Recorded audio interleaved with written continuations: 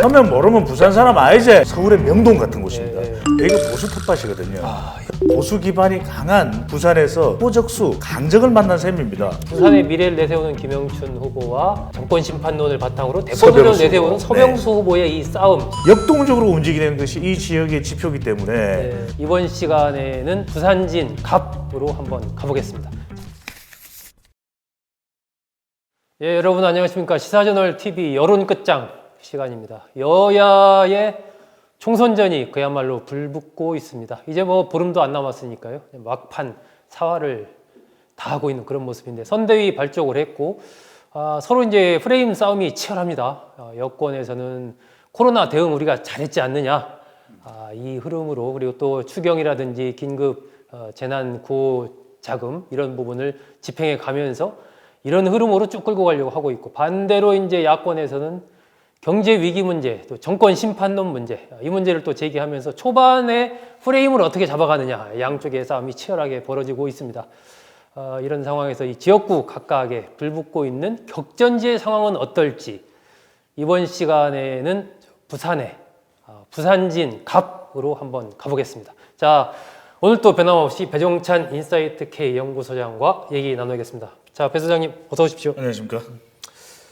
배 소장님 이게 부산진 갑. 네. 뭐 부산진 갑 하면 부산의 18개 지역구 중에 거의 지리적으로 봤을 때도 거의 중심에 맞습니다. 있고 네. 이게 또 지난 총선 때 그 김영춘 의원이 당선이 되면서 사실상 뭐 이 낙동강 벨트에 민주당 바람을 불러일으킨 진원지가 이제 부산진 갑. 그랬죠. 현역이 김영춘 의원. 네. 이 지역 지금 어떻게 봐야 됩니까? 여기도 진짜 박빙 승부처입니다. 박빙이죠. 그러니까 부산 진갑이라는 곳의 상징적 의미가 네.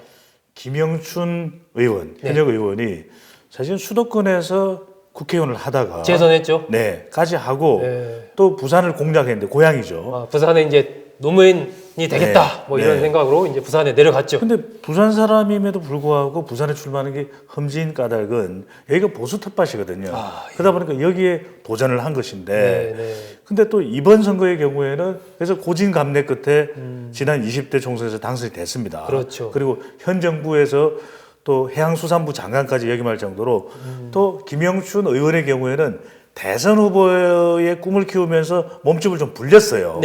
그런데 이번 선거에서는 맞붙는 상대 자체가 만만치가 않습니다. 만만치 않다. 누굽니까? 네, 부산시장을 역임한 서병수 후보입니다. 서병수 전 부산시장이 전 부산시장이죠. 부산시장이니까 이 서병수 시장의 인지도는 부산에서는 당연히 높을 수밖에 없는 시장을 지냈으니까. 그러니까요. 그러다 보니까 인지도가 높은 그리고 보수 기반이 강한 부산에서 정말 호적수, 강적을 만난 셈입니다.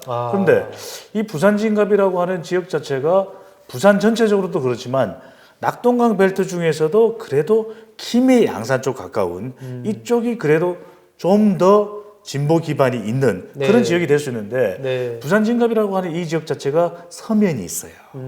부산 출신이라면 서면 모르면 부산 사람 아니지? 이런 말 그대로 서울의 명동 같은 곳입니다. 서면 시장도 유명하죠? 그럼요. 우리 한번 안 갔다 온 사람이 없을 정도로 명동, 서울 사람이 명동 모르는 사람 없을 정도로 부산 사람이면 젊은 세대들이 바글바글합니다. 바로 서면인데 서면이 뭐 행정구역 명칭은 안 해요. 과거에 우리가 동래군 서면 그게 그대로 남아 있어가지고 그냥 이 지역 자체를 그냥 서면이라고 부르는 곳입니다. 통칭해서 그렇게 부른다. 이 지역을 주변으로 해서 이 부산 최대의 상권이 형성되어 있는 곳이거든요. 그런 만큼 유동인구도 굉장히 많고 이 지역에서 누가 당선이 되느냐 전체 부산의 판세 자체를 끌고 가는 바람이기도 합니다. 이 지역이. 그러니까 부산 지역의 여야 자장의 대결이다.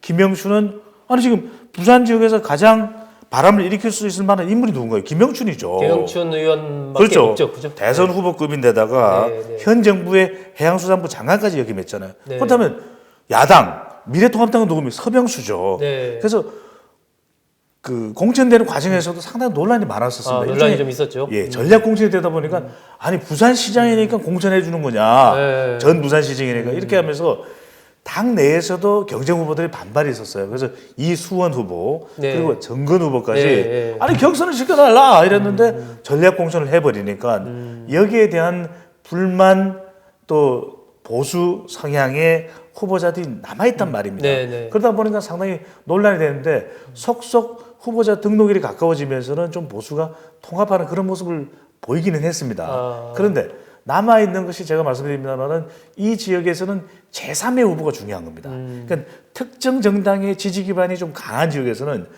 같은 성향의 제3의 후보 무소속 후보로 나오게 되면 영향을 받을 수밖에 없거든요. 상당한 영향을 받겠죠. 예. 예. 그 후보가 누구냐면 바로 정건 후보라고 하는 거예요. 그렇군요. 그래서 일단, 이 정건 후보의 경쟁이 어떨지 좀 지켜봐야 되겠죠. 그렇습니다.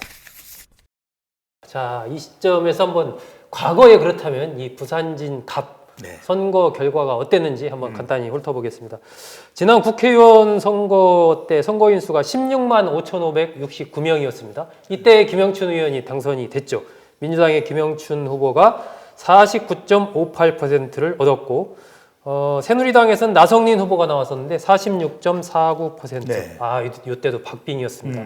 19대 때는 어땠을까요? 그때는 새누리당의 나성린 후보가 39.52%포인트를 득표를 해서 네. 김영춘 민주통합당 후보 35.76%포인트 이때도 박빙이었습니다. 초박빙이었죠. 이때는 이제 나성린 네. 새누리당 후보가 당선이 됐죠. 가수로 당선됐죠. 그렇죠. 그 전에 18대 때도 한나라당의 이제 허원재 후보가 49.71%로 그때는 이 정혜정 통합민주당 후보가 13.35%포인트밖에 득표를 못했으니까 이때는 차이가 많이 났어요. 근데 19대, 20대에는 불과 한 3% 남짓 차이가 날 정도로 아주 박빙의 승부를 벌였던 곳이 네. 바로 부산진 갑이고 지난 지방선거 때는 서은숙 구청장이 민주당인데 당선이 됐고 시의원도 민주당이 대부분 당선이 됐을 정도로 다수죠. 지난 지방선거는 정말 대통령 지지율 열일을 해버렸거든요. 그런데 이 지역이 그렇지만 지금 상황은 지난 지방선거와는 상당히 다르다는 상황이 점도 많이 달라졌다. 우리가 좀 눈여겨볼 필요가 있겠는데 말 그대로 이 부산 진구가 찐구 그러거든요. 부산에서는 네, 부산 진구까지 다 찐구 이러는데 이 찐구의 상징성이 굉장히 큰 곳이라는 말씀드렸지 않습니까? 서면. 그렇기 때문에 서병수 전 시장이 여기를 간 이유도 부산 내에서 정권 심판을 강화하겠다. 이런 의도가 또 숨어 있는 겁니다. 그러다 보니까 정당이냐 인물이냐.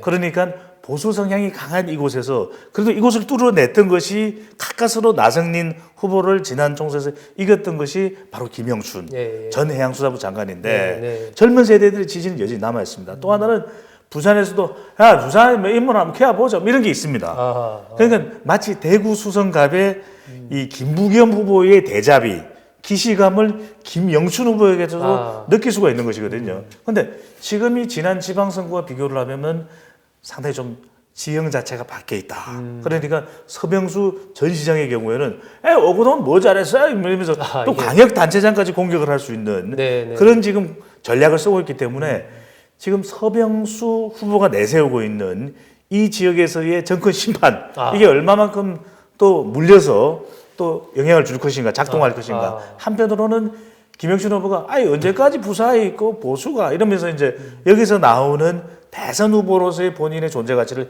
인정해달라. 그러니까 말 그대로 정당의 정권 심판론 파워냐 아니면 김영춘 후보의 다시 한번 나를 한번 또 인물 경쟁력이냐 이것이 굉장히 중요할 수밖에 없기 때문에 그래서 이 지역도 굉장히 지금 나오는 여론조사 종합적으로 분석을 해보면 지지층 등을 얼마만큼 투표장까지 갈 수 있게 만드느냐 이게 굉장히 중요한데 사실 이 지역의 키는 정건 후보가 지고 있어요. 정건 후보가 지고 정건 있다. 후보가요. 이 지역의 사실상 마당발이에요. 그러니까 계속해서 선거에도 출마를 했었던 적이 있고 또 지난 총선에서의 득표력은 파괴력이 상당히 있었습니다. 그런 정건 후보였던 만큼 정건 후보로서는 뭐 보수 후보에게만 영향을 주는 게 서병수 후보에만 타격을 주는 건 아니에요. 정건 후보는 이념을 가리지 않고 골고루 득표를 할 정도의 마당발인데 심지어는 본인 스스로가 호남 향후의 명예회장이다. 이렇게 이야기를 하고 다닐 정도로 그 정도의 인정을 받고 있거든요. 지역을 넘어서서 폭넓은 지지를 받고 있는 보수 진보를 넘어서서 그렇죠. 넘나드는 정건 있는. 후보거든요. 그러니까 정건 후보의 경쟁력이 만만치 않습니다. 지난번에 그 오거돈 시장 때도 특위위원장도 맡고 그러니까요. 그죠? 굉장히 폭이 넓어요. 근데 이번에는 또 미래통합당 이 신청을 경선에 했다가 공천 신청을 했었고 경선에 참여하지 못하면서 삭발시까지 단행했습니다. 나도 깎아푼다 이러면서 깎아버리는데 지금 그래서 중요한 것은 정건 후보가 사실 키를 쥐고 있습니다. 아. 정건 후보는 글쎄 이 보수 쪽이 힘을 실어주기보다는 본인의 억울함 네. 이것에 대해서 또 동정론도 좀 얻고 있는 편이거든요. 네. 그러니까 사실상 흥미로운 게 이 지역 선거가 김영춘이 결정한다 네, 또는 네. 서병수가 결정한다가 아니라 오히려 정건이 결정한다. 정건이 아. 이럴 가능성이 매우 높은 선거판이 되어가고 있는데 또 하나 중요한 건 있습니다. 이 부산 진갑 지역인데 네, 네. 이 지역이 뭐 단감동도 그렇고 아까 서면 말씀드렸죠. 네. 자영업자이 유난히 많을 수밖에 없는 거아니에요.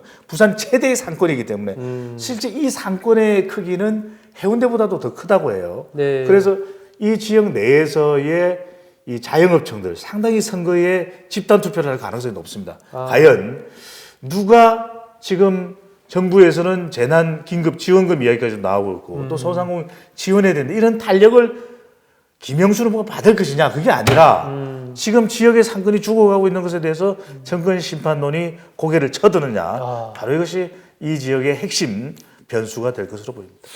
이 김영춘 민주당 의원은 현재 3선 의원입니다. 이번에 당선되면 4선 의원이 되는 거고요. 네. 뭐 부산의 미래는 김영춘이 책임진다. 서병수 후보는 부산의 과거다. 네, 이렇게 하면서 이제 내가 부산의 미래니까 네. 나를 지지해 달라 이렇게 얘기를 하고 있고 반대로 이제 서병수 시장 같은 경우는 이미 4선 의원을 지냈죠. 그렇죠. 이번에 당선되면 이제 5선 의원이기 때문에 나도 당선되면 대권 도전한다. 지금 이렇게 하고 있기 때문에 이 부산의 미래를 내세우는 김영춘 후보와 이 정권 심판론을 바탕으로 대권 도전을 서병수 내세우는 후보. 서병수 후보의 이 싸움 속에서 말씀하신 정말 대로 그 정근 제3 후보가 제3후보가 네, 어느 쪽의 표를 더 많이 잠식하느냐. 그러니까요. 그죠? 이걸 참 예측하기가 예측하기가 어렵죠. 힘들다는 거예요. 네. 네. 지금 대체적인 그 뭐 여론조사 결과도 많이 나오고 그러는데 대체적인 흐름을 좀 어떻게 봐야 될까요? 그래서 이제 이 지역의 정당 지지율은 네. 또 이제 미래통합당이 높습니다. 대체적으로 나오는 결과들을 보면. 네. 근데 워낙 또 인물 경쟁력이 있는 사람이잖아요. 네. 김영춘 후보가. 그래서 뭐 좀 다소 차이가 있는 여론조사 결과도 있지만 상당히 팽팽해 보여요. 근데 팽팽하죠. 그걸 예측하기 힘든 게 정건 후보의 표가 얼마나 나오냐에 따라서 달라집니다. 그거에 그래서 따라서 이게 조사 방법에 따라서도 제3의 후보가 여론조사 결과에서 나오는 것이 또 달라질 수가 있는 것이거든요. 네, 그래서 네. 이 점을 좀 눈여겨볼 필요가 있다. 네. 그러니까 미래통합당의 지지율은 높고 또 한편으로는 여기서 대통령에 대한 긍정평가보다는 부정평가가 높은 편이거든요. 네. 근데 지금 선거에 임박해 가면서 대통령 지지율이 올라가고 있어요. 네. 이게 또 어떤 영향을 주느냐. 그것도 변수죠. 굉장히 역동적으로 움직이는 것이 이 지역의 지표이기 때문에 네. 그리고 선거 결과가 주는 함의 네. 그것도 상당히 큽니다. 말씀하셨던 대로 김영춘 후보는 대권으로 가느냐 예, 예. 아니면 두 사람도 사실은 서병수 후보도 지금 나 왜 대권 못 가? 이럴 수 있는 거거든요. 나도 간다. 나도 간다. 네. 한 가지는 놔둬야 간다 선거가 되는 것 아닌가 네. 이런 또 현상도 네. 보이고 있습니다.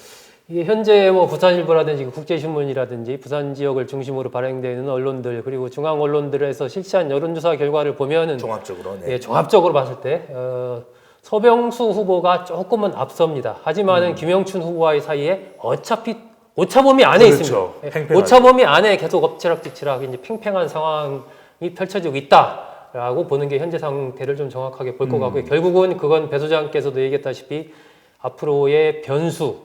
앞으로도 뭐 10일 이상 남았으니까 그러니까요. 무슨 일이 또 발생할지 사실 몰라요. 알 수가 없거든요. 인생 알 수 없습니다. 알 수 없습니다. 선거 알 그렇기 수 때문에 없습니다. 네. 이 지역 정말 초박빙의 혼전이 펼쳐지고 네. 있는 그런 상황이다. 친구입니다, 과연 친구. 4월 15일 날 누가 웃게 될지 네.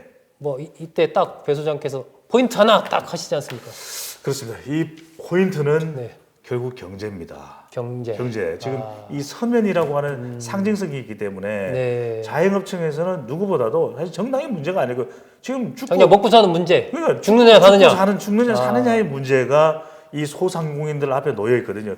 그걸 누가 잘해줄 거냐. 그러니까 그것이 굉장히 핵심이 될 수밖에 없고 기준이 될 수밖에 없다. 근데 여기서 핵심적인 것은 정권 심판론이 이 지역에서 또 강합니다. 네. 근데 한편으로는 서병수 전 시장 지난 선거에서 이 지역에서 오구돈 시장보다도 후보보다도 득표가 적게 나왔어요. 예. 과연 그게 어떻게 작동하느냐도 네. 우리가 눈여겨 봐야겠습니다. 네, 네. 자, 부산진 이 박빙의 혼전을 벌이고 있는 이곳 과연 총선까지 이 막판 판세가 어떻게 또 변화될지 최종 결과가 또 어떻게 나올지 우리 시청자분들과 같이 한번 관심 있게 지켜보시겠습니다. 감사합니다. 배 소장님 수고했습니다. 고맙습니다. 네.